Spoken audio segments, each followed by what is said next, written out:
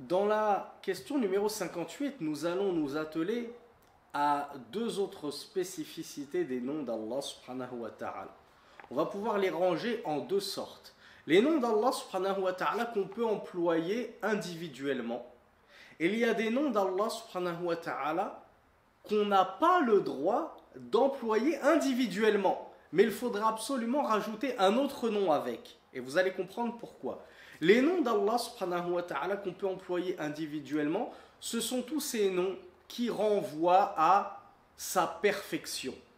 Comme par exemple Al-Hayyul Qayyum. Al-Hayy, je peux l'employer tout seul. Al-Hayy, c'est le vivant. Allah est le vivant par excellence, celui qui ne meurt jamais.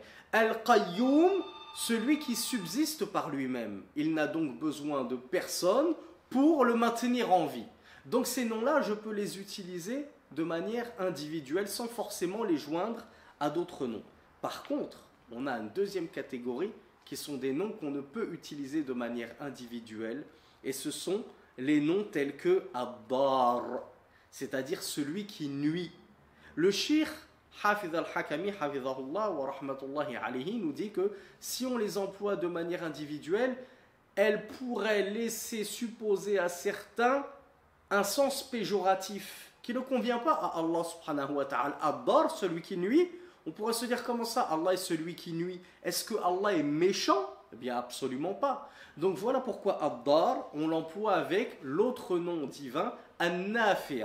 Donc Allah est celui qui nuit et celui qui profite. Donc je ne peux pas juste dire Allahu Ad-Dar, c'est celui qui nuit. Sinon on pourrait avoir une mauvaise image d'Allah subhanahu wa ta'ala. Donc je dis Huwa-Dar an-Nafi', c'est celui qui nuit et celui qui profite.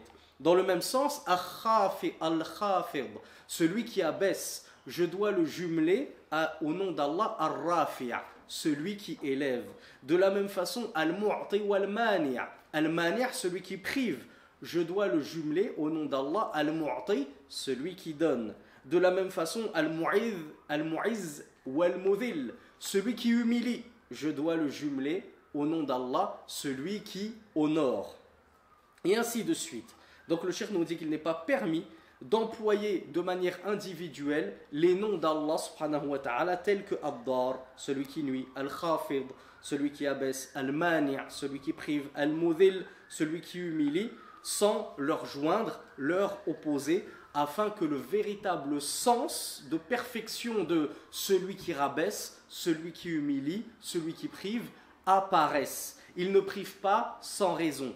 Il n'humilie pas n'importe qui. Il ne rabaisse pas n'importe qui sans raison, etc., etc. Il y a un nom particulier que le cheikh a évoqué, c'est Al-Muntaqim. Et en vérité, Al-Muntaqim, ce n'est pas un nom d'Allah subhanahu wa ta'ala qui a été authentiquement établi par les savants.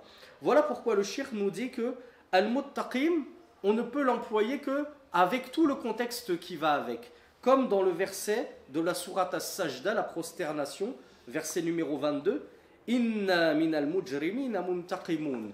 Certes, nous nous vengeons des criminels. Al-Muntaqim, c'est celui qui se venge.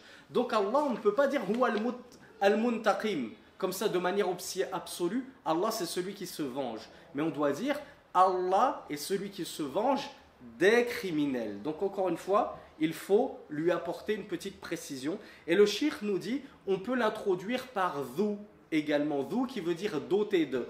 Comme dans la parole d'Allah subhanahu wa ta'ala dans la sourate Al-Imran verset 4, Wallahu azizun dhu intiqam. Allah est puissant, doté de vengeance. Donc Allah subhanahu wa ta'ala est puissant, détenteur de la vengeance. هذا والله أعلم وصلى اللهم على نبينا محمد